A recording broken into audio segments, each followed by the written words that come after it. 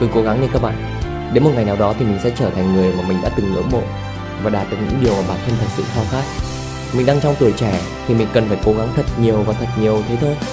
Cuộc sống này luôn công bằng, luôn có người giỏi hơn bạn, có người tốt hơn bạn, làm cho bạn ngưỡng mộ. Nhưng trước hết thì hãy để cho bản thân mình tự cảm thấy phục mình trước đã. Vì mình có trách nhiệm với tuổi trẻ của mình, có trách nhiệm với những người mà mình yêu và có trách nhiệm với chính mình. Và hãy nhớ là thành công là không bỏ cuộc và không dừng lại các bạn nhé.